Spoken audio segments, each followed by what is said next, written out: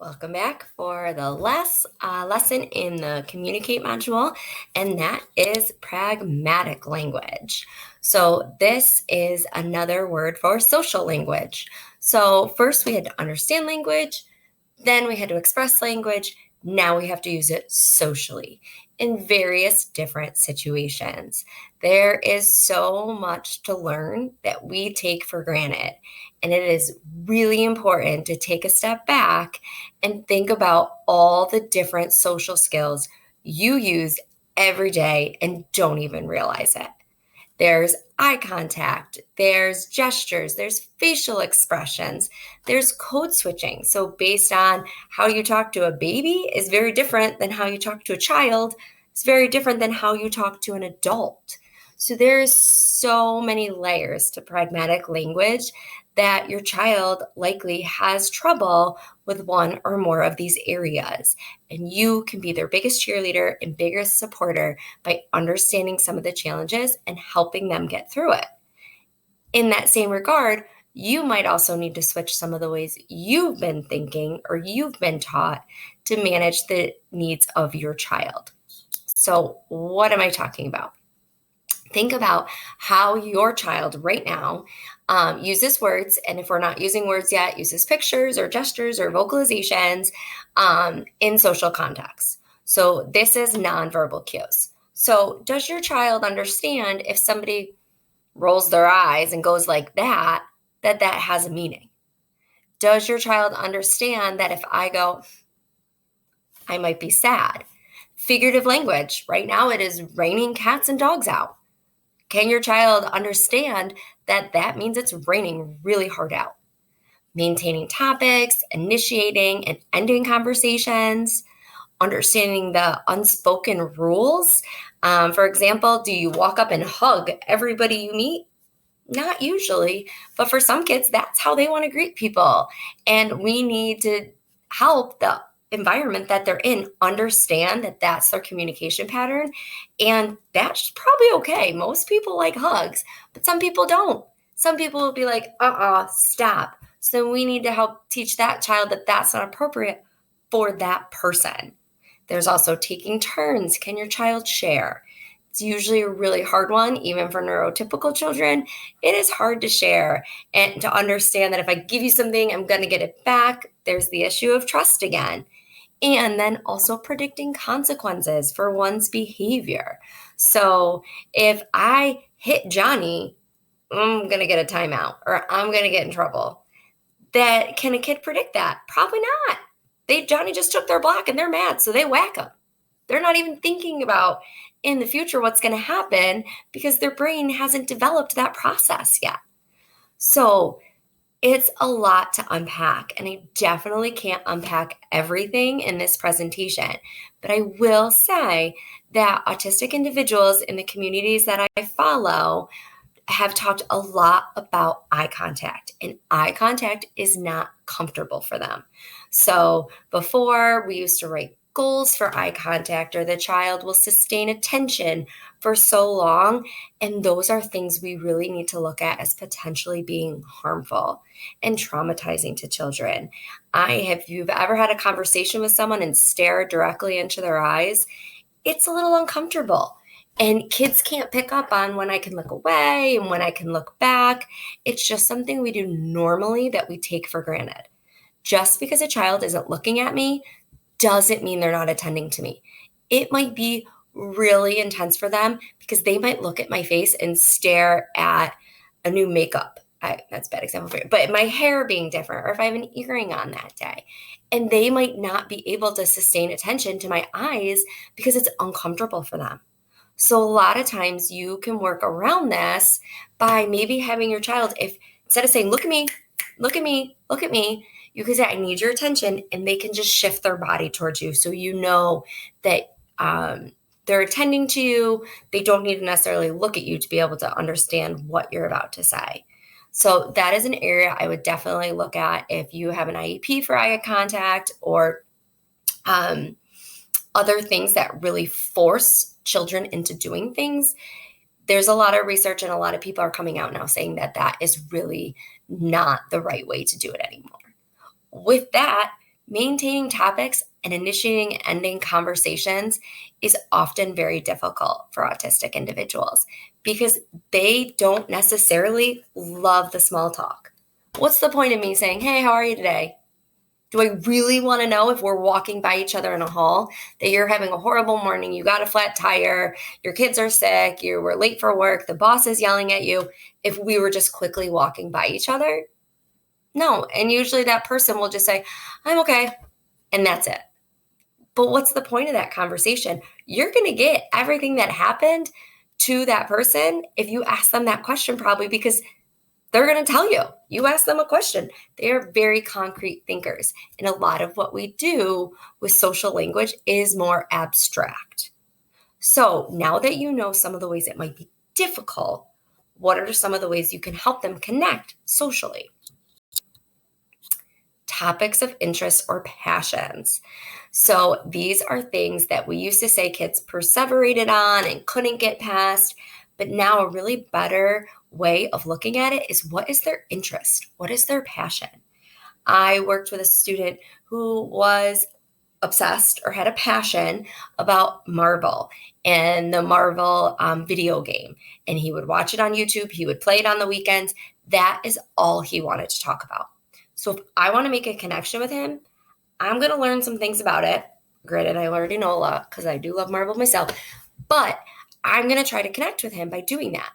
Am I going to make him talk all the time about Harry Potter, which I love? No, because that's not interesting to him. So what does he care what happened to Dumbledore and Harry? He doesn't. He wants to talk about his passions and things that are interesting to him. Now, if I can eventually bridge a gateway to, hey, superheroes have powers, and guess what? So do wizards, kind of. That might be a way for us to kind of meet in the middle and talk about powers and what wizards can do and what superheroes can do. And that might be a really good way to take something that I love and something that he loves and meet in the middle. But I'm not going to sit there and make him read all the Harry Potter books with me because that is not something he wants to do. That's not going to help your connection. Now, with that, you want to think about maybe connecting him with other people. There are other kids in my school that also love superheroes and are autistic. So we made a Marvel club where they could go and talk for hours about the villains and things that to me would go over my head, but to them, they knew everything. They knew all the things that they put at the end of the movies. I forget what they're called right now.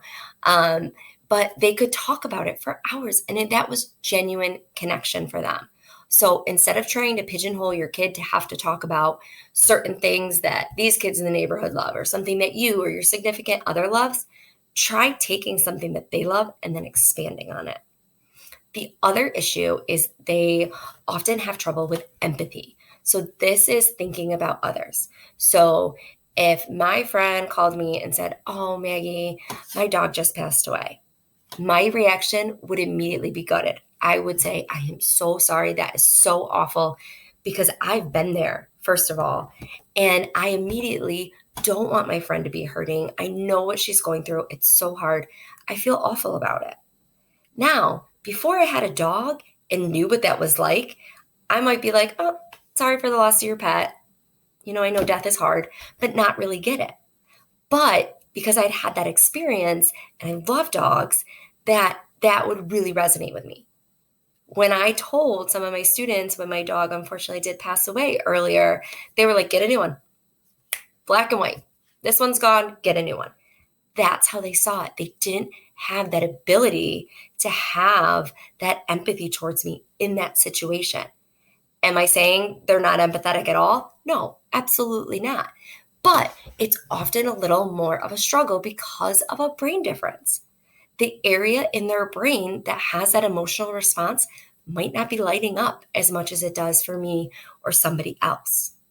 So it's really sometimes hard when they're like, oh, I stole this from a kid. And we're like, how would that make you feel? And they would be like, I'd get it back. That's just what they would do. They need to have it really spelled out for them that made somebody sad. A lot of times we use these emotions, sad, mad, happy, but do they understand them? Do they understand what being sad means? We need to teach it first. So maybe the next time they unfortunately get hurt or the internet goes out so they can't watch Blippi and they're crying, you can make, you're really sad right now. I see how sad you are. Label that emotion in lots of different contexts. If you're watching a TV show and something happens to a character, oh my God, they are so happy right now. Look how happy they are. The more you can label it, the more that your child will then be able to use it in different contexts. Now, the double empathy issue is what we have as a society, that we're not always super empathetic towards autistic individuals. So if you have a neurotypical child and you have an autistic child together and they're trying to have a conversation, the neurodiverse child might be like, why is this person trying to get me to play soccer?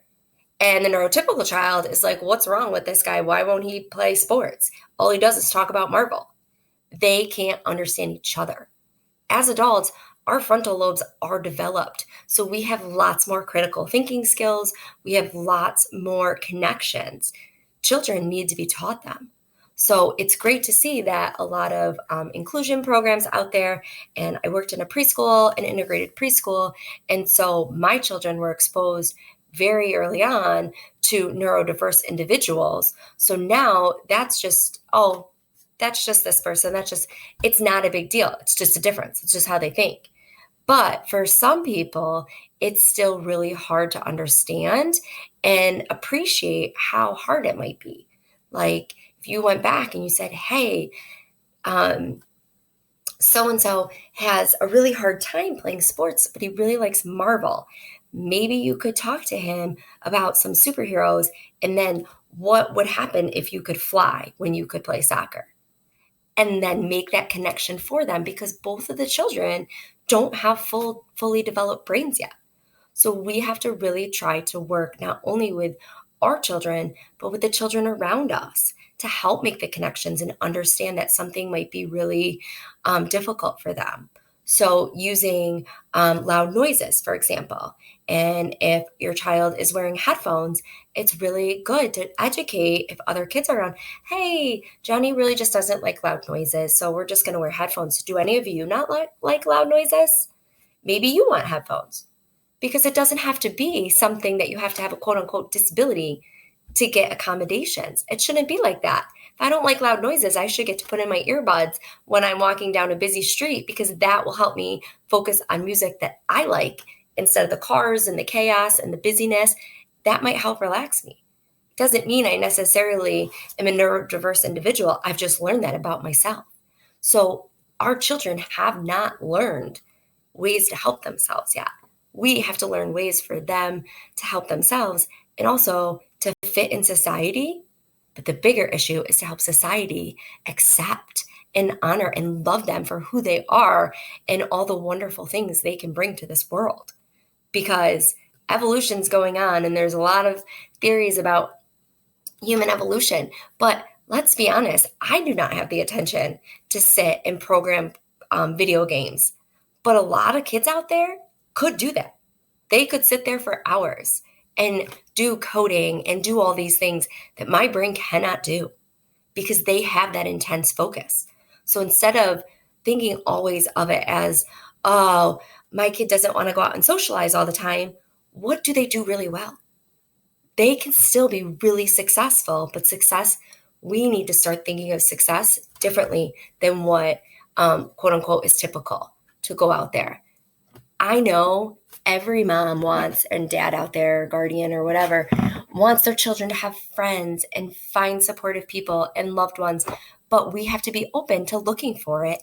And if it's not there, we develop it. We get kids who have similar interests and bring them into social situations and explain to them, hey, Johnny might flap his arms when he gets really excited. Not a big deal. Not a big deal. And the more we can make it so that is accepted in our society, the better the world is going to be. I really, really believe that. So going along with that, I will say that in the last module, I forgot to say, don't say. So I just want to throw that in here. A lot of times when we're working on expressive language, we'll get a cup and we'll say cup, cup, cup, say cup. What does the child do? They say cup, both words. And it's really hard to drop that word. So whenever you're modeling, make sure you're just modeling cup. Here's a cup, not necessarily saying say cup, say cup. So that's just a little reminder because I forgot to say that in the last episode, or the last lesson, not episode. And the last thing about social language is there is an amazing technique called social stories. So if you've been around for a while, you might have heard of them. And what it is talking in a positive note about social situations. So if we have a kid at school who is really having trouble sharing, we might write a social story that says, when I come to school, I can share. It makes my friends feel good when I share. I feel good when I share. I love sharing with my friends to see them smile and put pictures on it of all these kids that are happy, or have real life pictures of the student sharing and a peer smiling or something like that. And this is a great way to highlight the positive, what you want them to do. So if you don't want them to do something, we always run to don't do that. Don't hit Johnny. Don't do this. When really we want to highlight the positive. So this is great for social situations. So when I go out, I can say hi to my friends. I can get their attention. I can talk about these things. It's a good way of writing a story and giving your child examples of things that they can do. That way, when they're in that situation, they might be more successful. So I'll talk a little bit more about that, about behaviors, but I wanted to throw that in there just to give you a little taste of it for now. But that is going to wrap up the communication portion of this module, and I will see you next in my favorite module, play. Bye for now.